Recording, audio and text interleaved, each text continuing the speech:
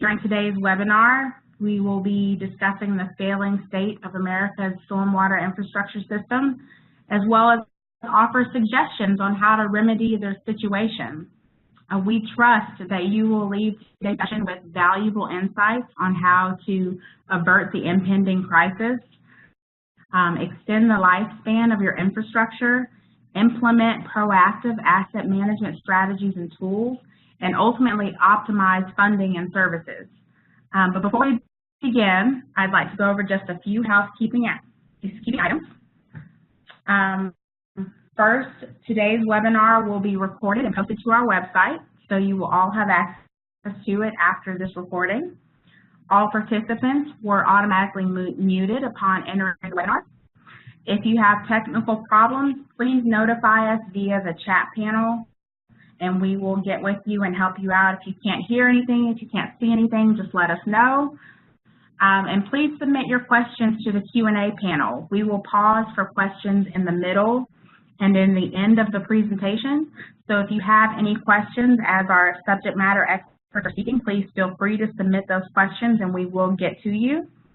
And finally, as mentioned in the invitation, we encourage all of you to stay on the line at the conclusion of the webinar. Those who do will be offered an opportunity to receive a complimentary consultation session with a member of our Stormwater Asset Management team. So as you go through this presentation, and if you have questions about your specific city or county and you want a more in-depth discussion, I definitely encourage you to hang around and submit your questions. We will be happy to help you.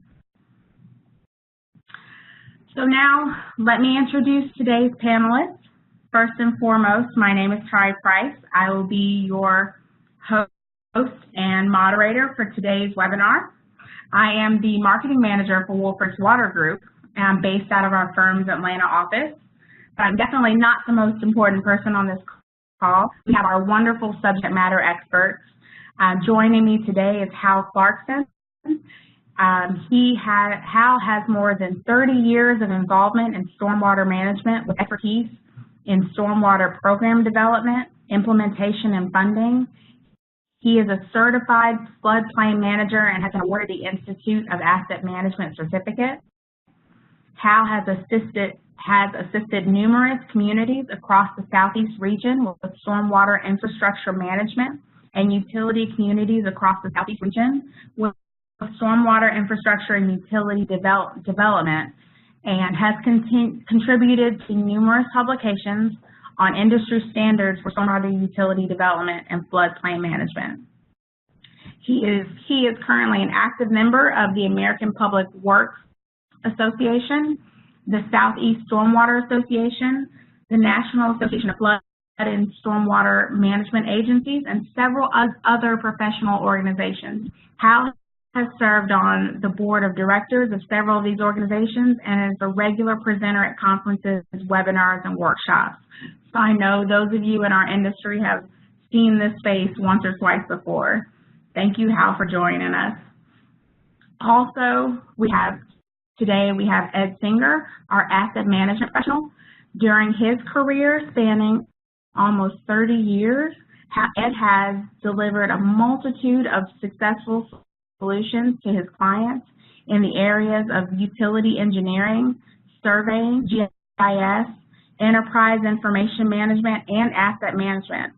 As a licensed professional engineer, Ed has spent the better part of his career implementing asset management and sustainability solutions for utility and public works clients across the United States. His strong grasp on both the technical and business side of asset management, including asset data, asset information management systems, decision support systems, and other related business applications and processes, enable Ed to lead his clients to positions of best practices driven, advanced by asset management and sustainability. Since 2000, Ed has implemented, consulted on, or directed nearly 50 enterprise class asset management software and business solutions for his clients. Most recently, Ed was invited to participate as a member of the United States delegation to the Technical Advisory Group, tasked with supporting the development and furtherance of the ISO 55,000 standards for asset management. In this role, Ed is currently working with other international members of this group to develop technical guidance, framework for the integration of financial information management systems with asset management.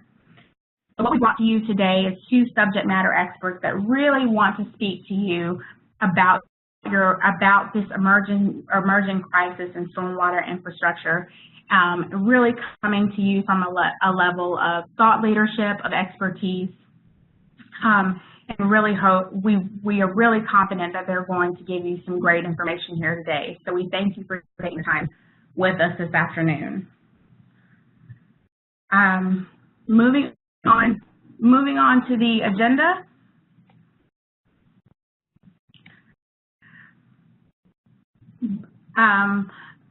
Today we will discuss the forgotten infrastructure crisis. We will begin by going back in time to discover how we ended up in the current predicament. How did we get here? We'll discuss the emerging crisis and offer some recommendations for moving forward. Then we'll pause to answer some questions.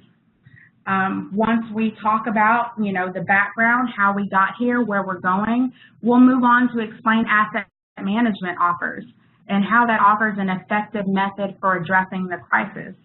We'll end with additional questions and an opportunity to receive that complimentary one-on-one consulting from our stormwater asset management team. Again, we have two experts here that are going to give you some great information, and I know it's going to be a lot of information in an hour, so I encourage you to post those questions, be one of those first 5 people to ask for that consultation, because the information that we give here is going to be very high level. If you have questions, if you're inspired by this presentation and want to take it a step further, then we welcome that. We welcome you to post a question to the Q&A panel, and we will definitely set that up with you. So without further ado, I will turn it over to Hal Clarkson. Thanks for joining us today, Hal. Thank you, Tari, and thanks to everyone that's participating in today's webinar. I think you'll find some very useful information, especially on the back half when Ed starts talking about some solutions to the stormwater issues that we've got coming up. When I looked at the ASCE 2017 report card on America's infrastructure, it shows that overall we score about a D+. When I started pulling out items that are related to water resources, you can see the list there, and at best we're a D+. What I find most notable about this list, though, is that stormwater is not even on here. I have a friend of mine at work that calls it the forgotten infrastructure. And in fact, I was at a legislative meeting back in 2016 after South Carolina had just gone through some very large storms in 2015 and then Hurricane Matthew again in 2016. And one of our state lawmakers made the comment that these two events had highlighted just the poor shape that our road infrastructure is in. I wanted to stand up in the back of the room and go, you're close, but you have it wrong. It was the infrastructure underneath the roadway, the stormwater infrastructure that failed, not the pavement on top. But I think this highlights kind of where stormwater falls in the thinking of our leadership community and statewide leadership these days. It's a bit forgotten and a bit off of the radar.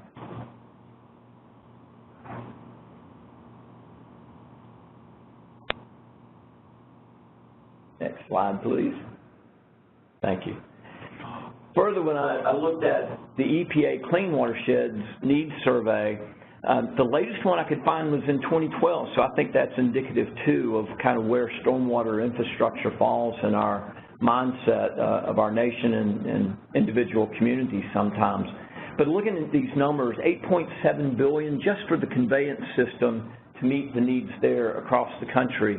And I can assure you that these dollars aren't getting any smaller as time goes on. So here we are now in 2018. I'm sure those needs have grown tremendously.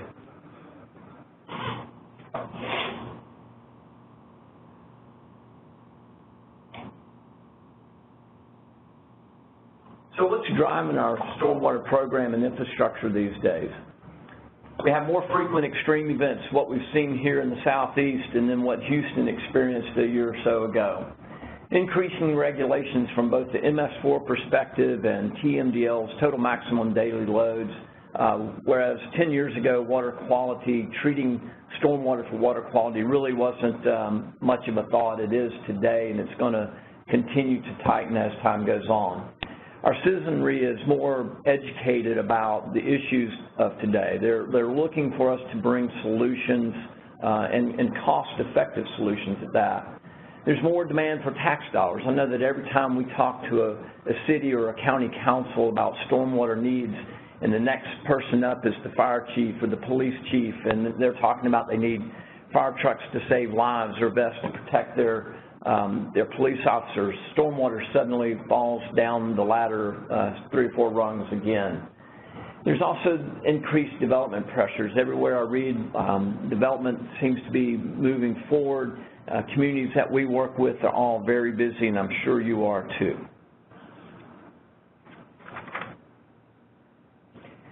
Coupled with these drivers is our traditional philosophy in the stormwater industry of running everything to failure. And back in the day when the bulk of our infrastructure was first going in the ground and we were looking at life cycle of pipe of anywhere from 50 to 100 years, perhaps this philosophy made sense. When you've got something that's going to live for 50 to 100 years, you're not worried so much today about repairs and replacements. But that's beginning to catch up with us. Pipe that was installed in the late 50s and 60s when we had that building boom is now 60 to 70 years old. Pipe that went in the ground in the 80s is 30 years old, and even the stuff in the 2000s is starting to get a little bit of age on it. So we're reaching the end of the useful life of quite a bit of our stormwater infrastructure. And so this is causing for us, what we're seeing now, this is manifesting itself in road failures, delays in emergency response, reduced confidence in our citizens and community leadership, and reductions in business and commerce, important factors here. But perhaps for those of you in the public works industry or on the engineering side, the real issue is that it puts us into a reactionary response mode. It's hard to schedule work when it rain on a Saturday or Sunday creates a whole new set of problems that you have to deal with on a Monday. And so your crews are scattered, they're running this way and that without a sufficient plan to deal with our issues in the long term.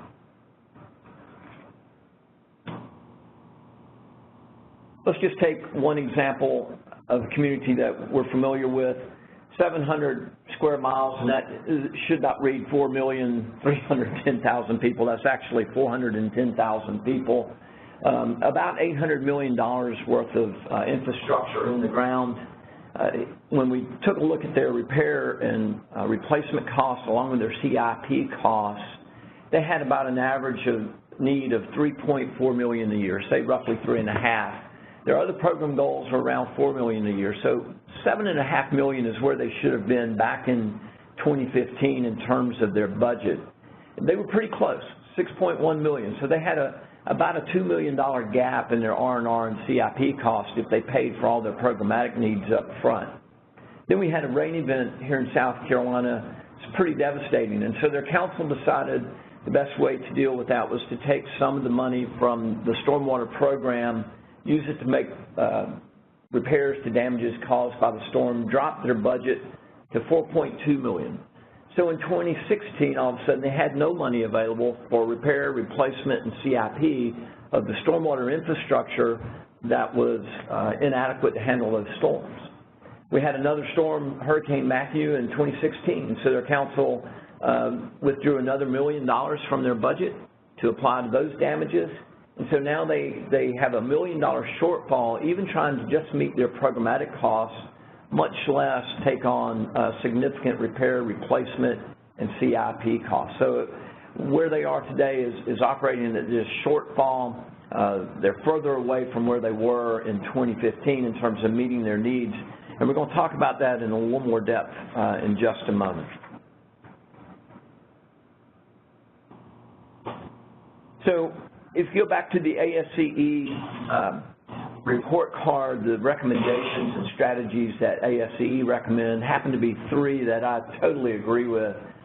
First is investment. We can't continue to delay investing in our stormwater infrastructure. We've got to begin doing something about its condition today. Leadership and planning. Most communities have pretty good leadership, people that are willing to take on hard decisions and make good decisions. I think the issue, and what you see in parentheses here, educate, is my take on this issue, that we just haven't in our industry done a sufficient job in educating our citizens and our community leadership in what the issues are and how we can solve those issues. So education is an important component of leadership and planning. And then thirdly, we need to begin preparing for the future. We need to utilize these new approaches and technologies that are out there that can help us develop a more resilient and sustainable stormwater program. If we look at the first one, invest, there's a bit of a cycle here where we need to quantify the need. Most communities have a pretty good idea of what their needs are, at least most of their needs. Begin to put solutions to those needs and then determine the cost of implementing those solutions. I have at the very bottom educate, but really education begins at the top and works its way all the way around the circle. Go find the money, and then we do it all over again. Later on, Ed's going to talk about a continual improvement process, and that's exactly what we need here, to be continually looking at the business model of our stormwater program to make sure that we're adequately funding our needs.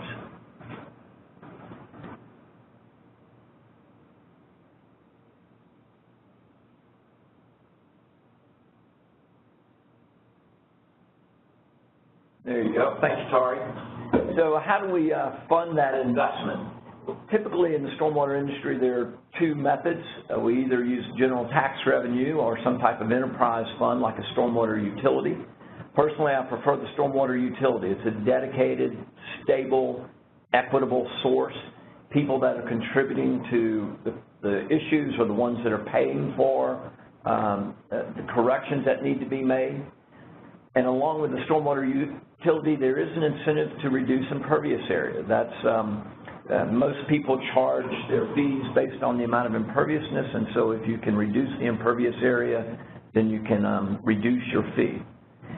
If we look at the average quarterly or the average monthly fee across the nation, in 2009, it was $3.67 for utility.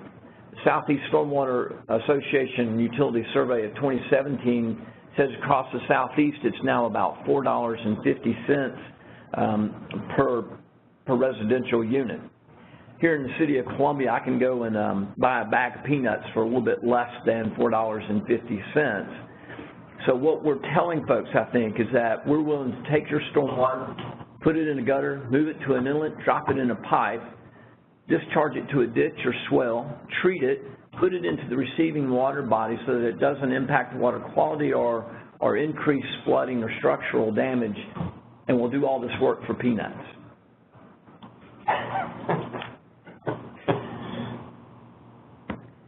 This next slide is back to that strategy of leadership, and really the focus should be on education, teaching the value of the service that we're providing in this industry.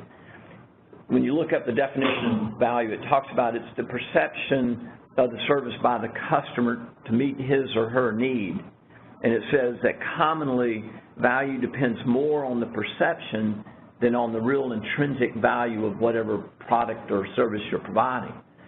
So what I'm hearing in all that is that we must do a better job of communicating the value of the service we provide if we want our revenues to match our costs and our needs.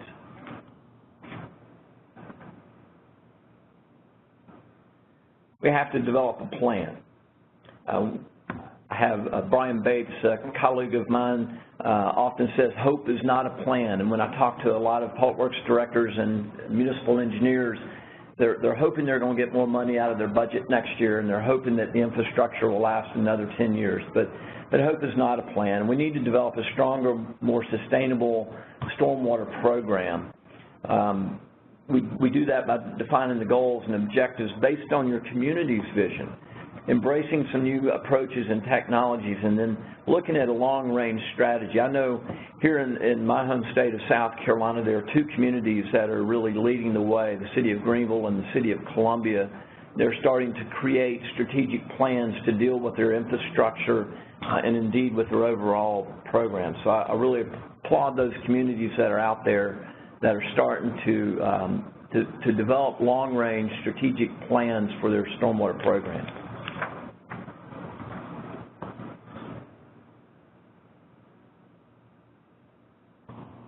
So here we are, just about at a break. Just to summarize a little bit of what I've covered so far, and then we'll have time for some questions.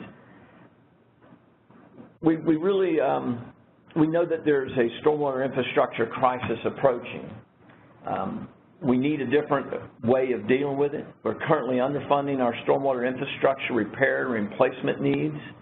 We need additional investment. We need strong leadership and planning to address the problem. And we need a better, more sustainable approach to managing our infrastructure. And I think Ed's going to talk about that in just a moment. Tari? Awesome. Thank you, Hal. Now we'll take a second to just pause. We have a question. Hal, how do we move from a reactive state to a proactive state?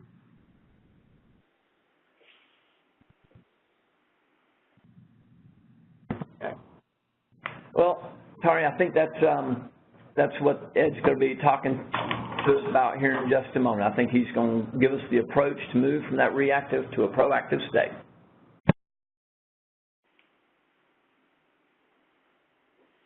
Our proactive state, which would be asset management. So before I turn it over to Ed, I'd just like to remind everyone to stay on the line at the conclusion of this webinar. Hal's given us a great foundation over the impending crisis, and Ed is about to give us some great information about asset management. So I just encourage you to stay on the line. At that point, I'll explain how you can receive one of those 5 complimentary consulting sessions.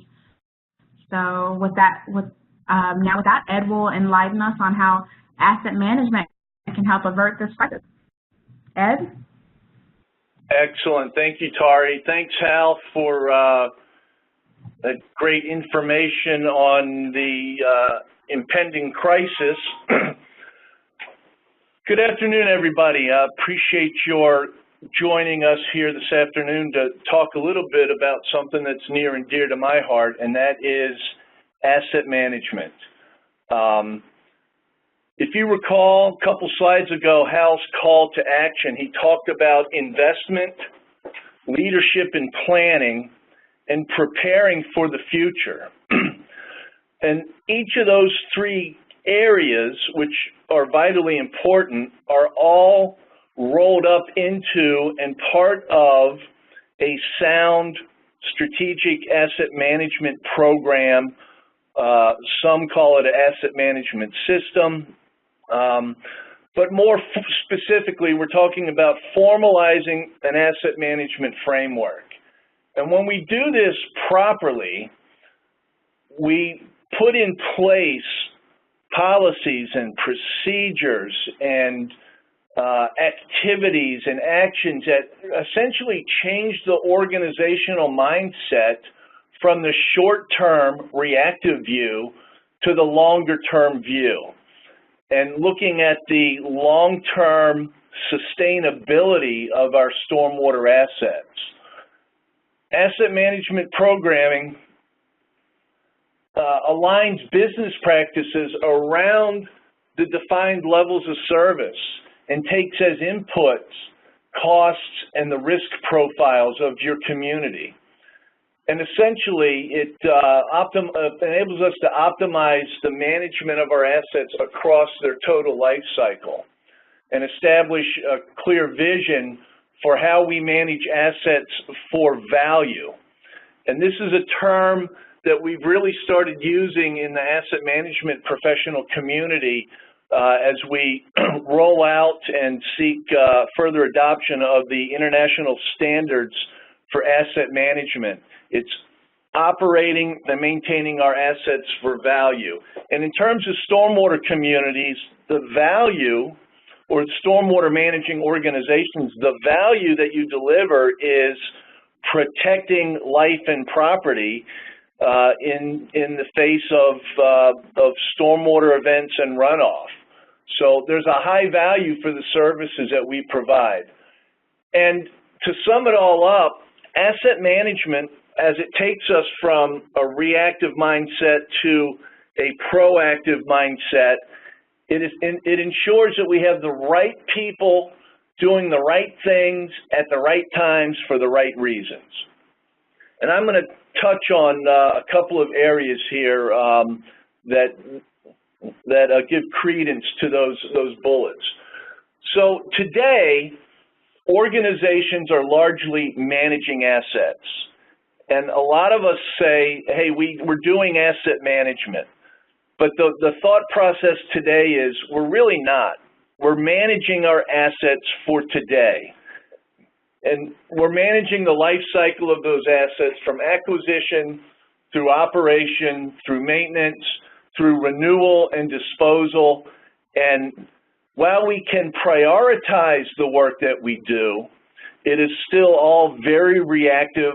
It's very underfunded. It's very misunderstood by the communities that we serve. And it focuses on the immediate short term, whether it be 1 year or maybe 3 to 5 years as we're planning CIPs. So how is asset management different? Well, asset management does include managing of assets.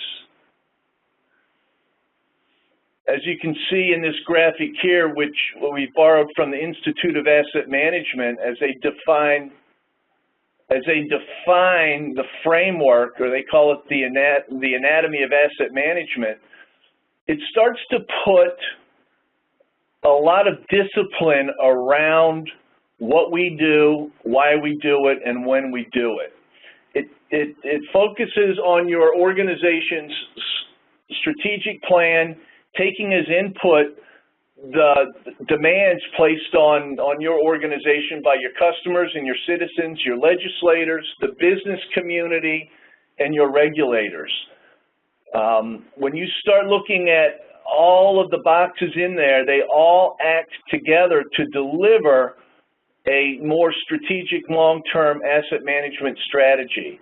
It starts with good information about your assets that support asset management decision-making, that then can in turn inform your strategy and your planning.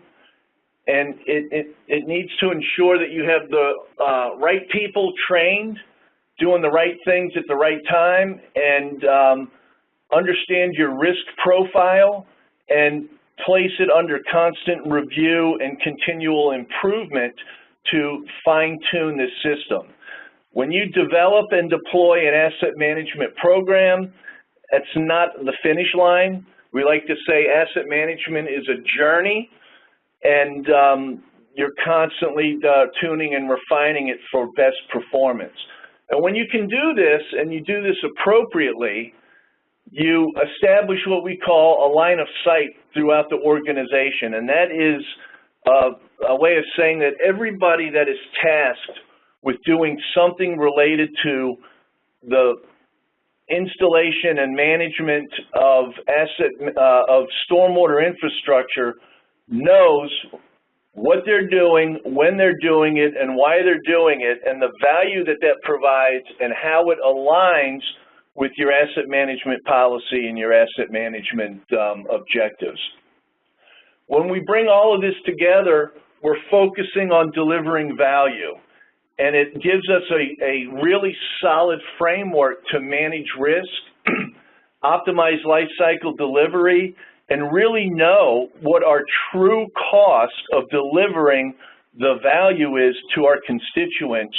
So when we go and ask for the funding, it's well understood, it's transparent, and we can start planning for the long term. So that's a lot to digest, and in that slide there were 6 subject areas, and within each of those subject areas there's 39 individual components that need to be addressed as you're establishing your asset management system. So when we bring it all together, we need to understand that our service levels or our demands for service that are put before us by our legislators and our regulators and our communities all have an impact on our asset performance levels or our intended asset performance levels. And so in order to close that funding gap, we need a transparent conversation with our organizations and all of our stakeholders, both our citizens, our business owners, our legislators, as well as our suppliers and our contractors and our engineers. So we can understand the impacts to the life cycle delivery activities that we have to perform on our assets. We need to understand what it's going to take to mitigate the risk of failing assets, and how do we build out our systems for the future to be more resilient and more sustainable. And when we understand all of this, this is when we can start to understand what our O&M budget needs to be and what our long-term CIP needs to be. And then once we understand those two things, we can start applying engineering risk models, engineering operational and risk models to look at ways to flatten that spending year over year, which in some cases may mean spending a little more up front in your CIP to minimize O&M costs in the future. And so while I think a lot of organizations and most organizations are doing as best as they can to manage their assets today, there is not that line of sight from your frontline staff that are cleaning the catch basins all the way up to your council members and your citizens in your community for that full understanding of what it takes to deliver those stormwater services for less than a bag of peanuts. So this is the key here, is to have those conversations and bring all stakeholders to the table and understand the playbook that we're playing from. So this next slide shows sort of a stepping stone to asset management planning. And many of you on the call are probably familiar with something along these lines. Completing these steps will get you an asset management plan specific to your stormwater assets, but it doesn't quite get you to an asset management program. And I'm going to step you through this a bit here. It's well understood that in order to manage assets, you have to know what you own, where it is located, and what condition is it in. And we refer to this as your asset register. So you have to have good, up-to-date information on your stormwater assets. Then we need to understand what the criticality of those assets are and what service level demands are placed on those assets. And so we set the performance standards and we assess the asset condition, identify how those assets are going to fail and what those consequences of failure are to be, and then come up with ways to mitigate those. But again, that's still very short-term, 1 to 5 year sort of activities, and we're still in a somewhat reactive mode there.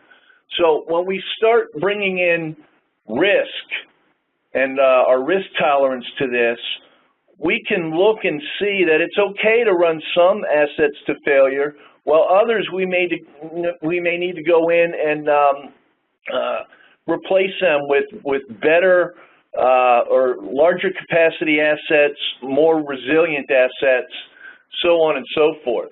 So once we understand what we own and how they need to perform, we can start to plan our maintenance around those assets. And this is planned maintenance. This isn't reactive maintenance. So we're starting to move a little bit towards looking towards that future, and we start to lay out our rehab strategies. We start to lay out our cleaning strategies. And then once we figure all that out, we get an idea of what our life cycle costing needs to be.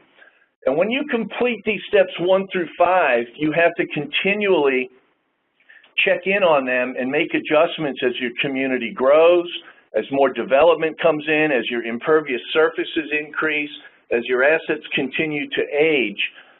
It's a constant back and forth. But completing these tasks will get you what we like to call an asset management plan specific to your stormwater assets. And that would be your O&M, standard operating procedures, your O&M manual, and with some input into your capital budgeting process.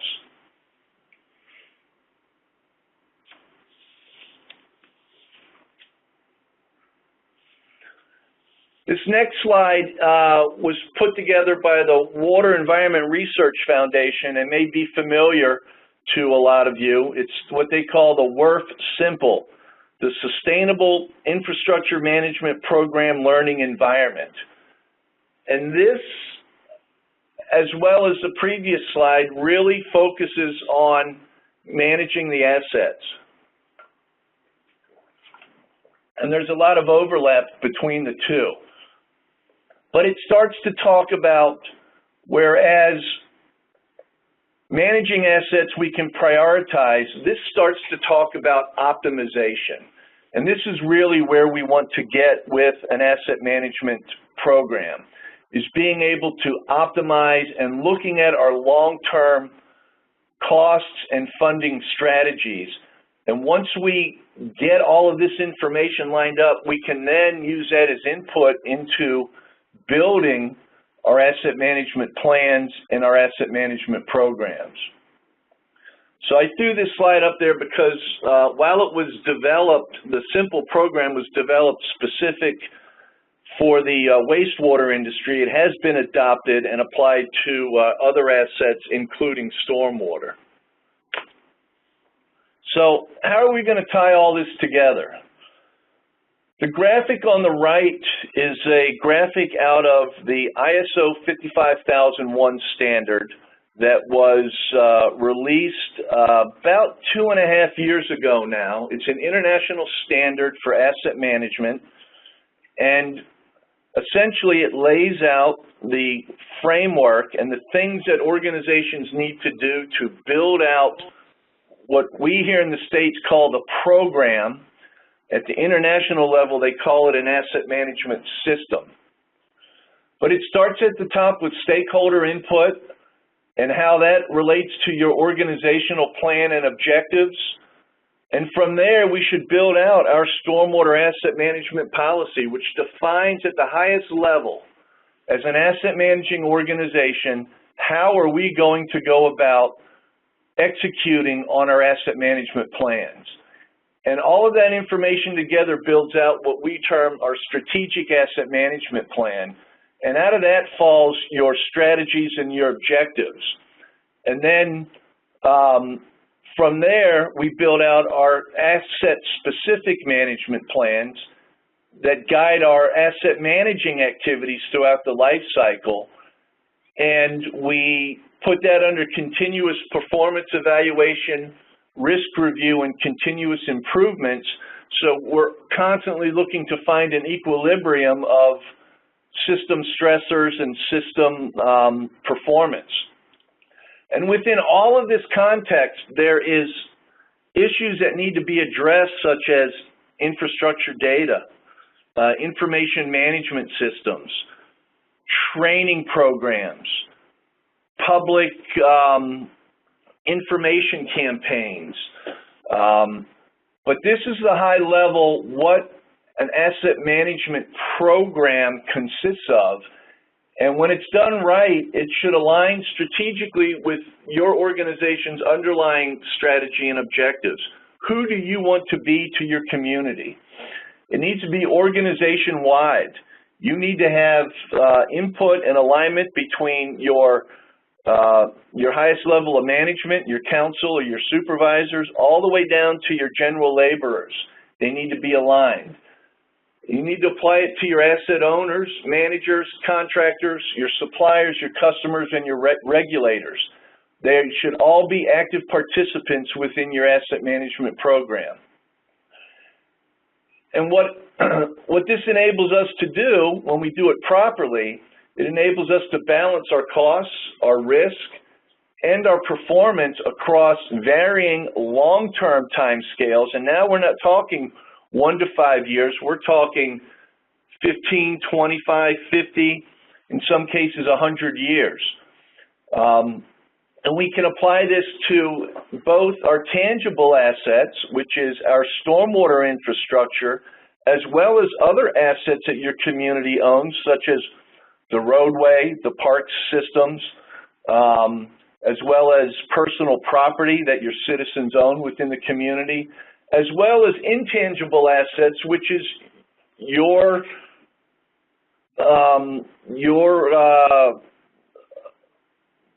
organization, the perception of your organization from the public. Are we doing a good job? Is this someplace people want to live, work, and play? And we can't really put a dollar value on that, but that is an asset. What is your reputation in the community?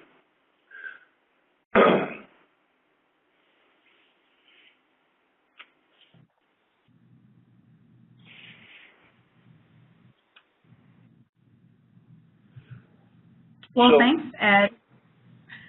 As you can see, asset management is an excellent way to address a failing stormwater infrastructure crisis. Hal, do you want to jump in on some concluding thoughts before I wrap this up? Sure. So just kind of going back to the first part of the presentation and bringing it into what Ed was just talking about, and perhaps answering that question that we had in the break. We know that we're coming to a place where the existing infrastructure we have in the ground is starting to fail. We're starting to see more and more catastrophic types of failures. We need a different approach. We can't keep doing the same thing over and over and expecting different results, right? We need an approach that's sustainable and effective, something that puts us in that proactive mode rather than reactive. We need to be able to match our fees that we charge, our budgets to the services we provide and to the ones that we know we need to provide. And that all begins with making sure that our citizens and our community leaders understand the value of the service that we're providing, what the issues are, and the solutions that we have in order to address those problems. And from what Ed talked about, that leads us down the asset management road, where we begin to think of the long-term life cycle operation and maintenance of our stormwater infrastructure. And Ed, I'll let you kind of go back and recap your last half if you'd like. Sure. And before I jump in there, I wanted to make one more point that I overlooked. A lot of what goes into the asset management program development organizations do at some level today. So it may seem very daunting standing back and looking at all of those boxes and lines running between a lot of that stuff. But a lot of that stuff is being done at some level today. So when you start digging into it, there is effort involved, there's commitment that has to be made. But a lot of it is aligning and adjusting. It's not necessarily always creating something from scratch. So I just wanted to make sure I got that point across. So with respect to asset management, managing assets is not enough. We must align the levels of service and funding requirements with long-term risk-based management plans and strategies. And the success of asset management is dependent upon both a top-down and bottom-up approach. You can't just mandate from City Council that you're going to do asset management. You have to have buy-in, and you have to have the support and the resources from the bottom up. And this is what we're talking about when we refer to line of sight. And as importantly, we have to align our costs of service with the value that's being delivered. And going back to Hal's example, we're delivering stormwater services, and in some cases not so well, for the cost of a bag of peanuts. And we all know it costs substantially more than that to do that. And when we can articulate the value to our constituents who don't even bat an eye of buying $15 cups of coffee at Starbucks, when we can do that, and we can do that through a well-articulated asset management program with the proper strategies and objectives and the engineering data to back it up, we'll start to see that needle move. And we need to start thinking about this in terms of the value that we obtain from our assets and not try to manage our assets simply at the lowest cost over the life cycle.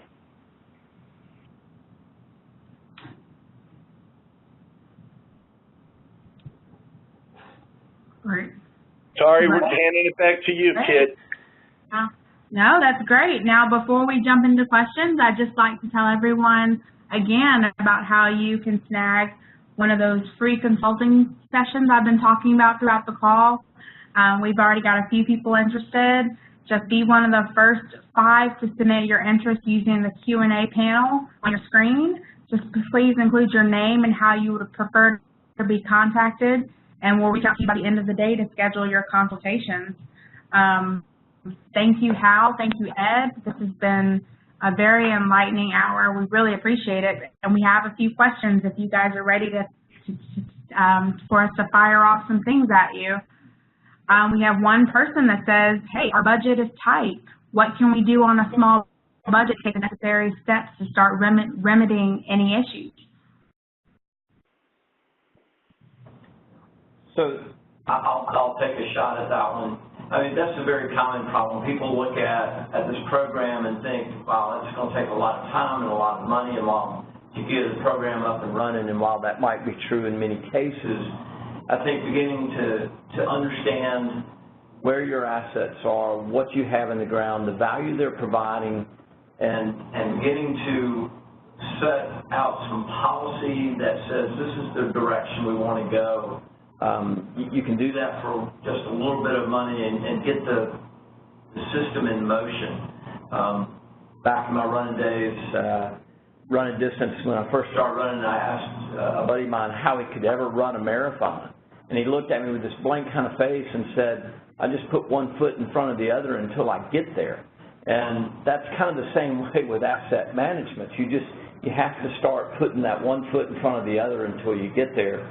There's not a piece of the process along the way that is invaluable. Every time you develop policy, every time you begin to understand where your assets are by inventory, every time you begin to think about life cycle costs, that's not wasted effort. You're learning things. You're beginning to manage your assets in a much more proactive manner. So doing what you can, get started in the process, and I think you'll see that it's perhaps easier than you think, but it is like Ed said, a journey, a continual improving of the way you manage your assets.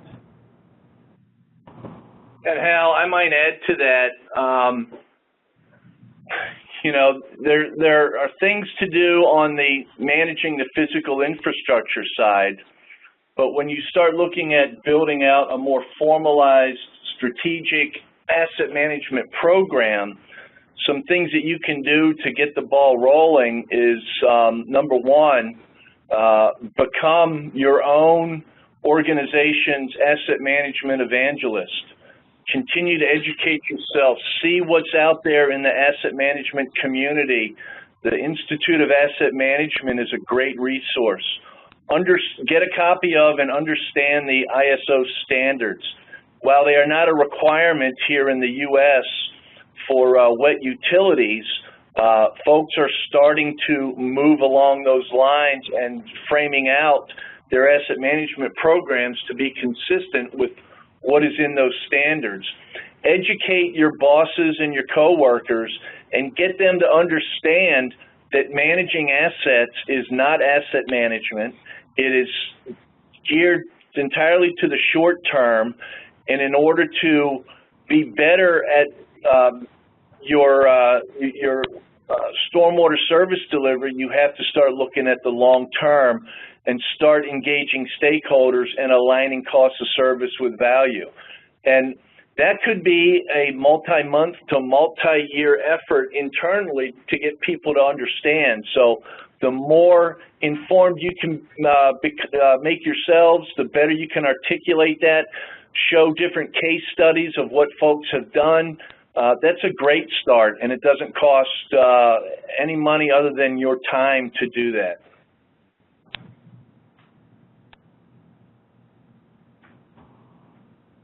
Excellent. Thanks, guys. Okay, next question. And we're running. We got a few more minutes. We got two more. We got one more good question, and I think a good comment we want to address. Ed, of the 10 asset management plan steps that you outlined, which are the most important to focus on? They're all equally important. If you take any one of those steps out of there, you're not going to have a solid asset managing plan. The order in which they're laid out there is somewhat subjective. We like to, when we're doing our asset management planning, we like to look at service levels and criticality earlier in the process than they show here.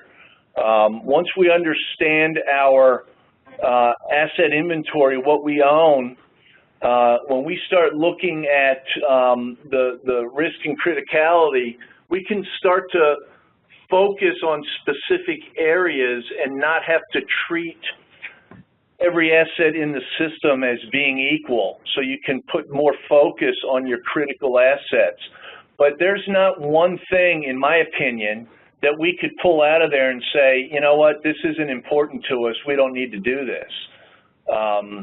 So the level at which you go in and optimize your O&M, or the level of granularity you get into determining your actual O&M and CIP budgets, may vary depending on the data you have as input, and you should be able to start this process without a thorough or complete or uber accurate set of data, but understand the more mature you get, the better data as input you get, the more granular, more detailed, more defensible your plans can become.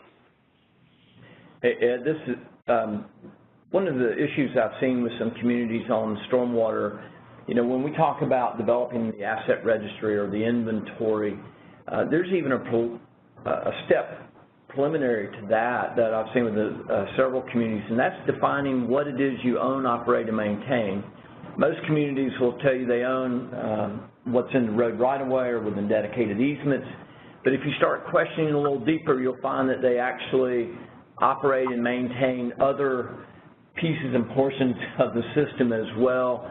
It depends on maybe who's in the field that day or which councilman calls. And so even starting with as simple a step as just putting on paper what it is you own, operate, maintain, when you will work off of easement, off of right-of-way, so that you can begin to understand what system it is you're responsible for.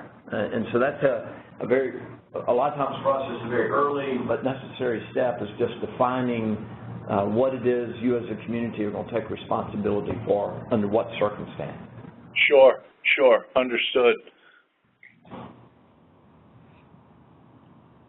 Absolutely, great. And then we have one more comment, and then I think we'll wrap up. I think we just had an interesting comment I'd love for Ed and Hal to react to. We had one of our participants say, I might suggest that you consider setting the level of service and some criticality analysis ahead of the asset inventory.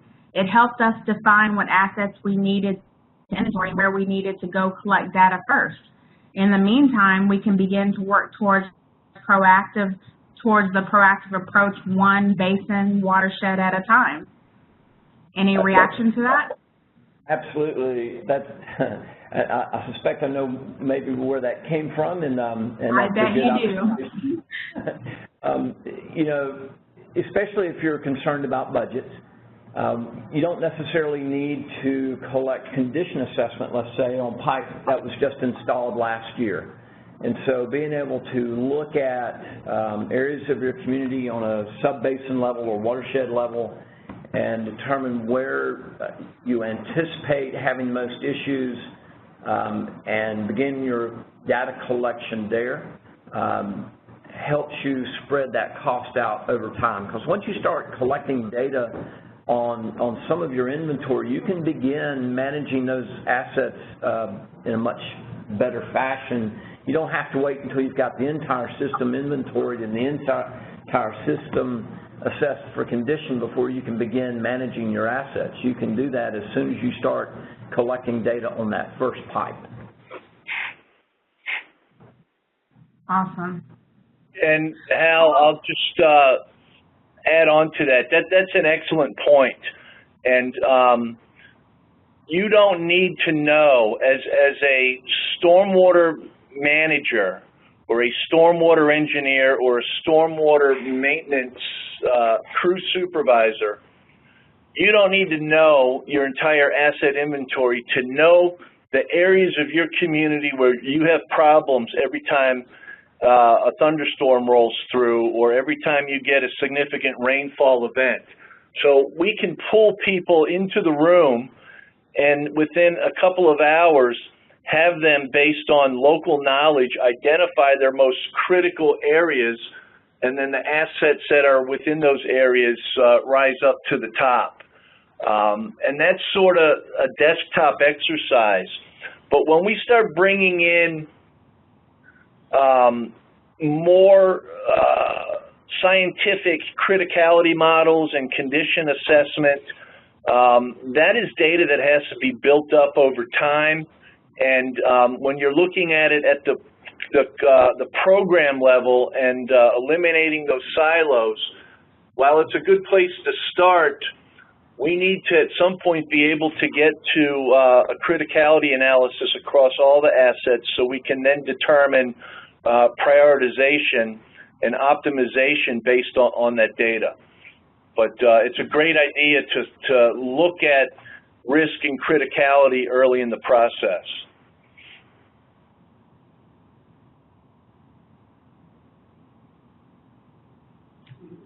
Awesome. Well, thanks, Hal. Thanks, Ted. That concludes today's webinar. Thank you so much for joining, everyone on the line, everyone that hung around for the Q&A. For those of you that submitted for the consultation, we'll definitely reach out to you here by the end of the day. We'll make the presentation available for viewing and for download. If you have any further questions, please do not hesitate to reach out to myself, to Hal, to Ed. For those of you who are CESWA members, we look forward to seeing you at the conference this fall. Thank you to everyone on the call, and just have a great afternoon. Thanks, all. Thanks, Tari. Thanks, Hal. Thanks to everyone that participated. Love you guys. Peace.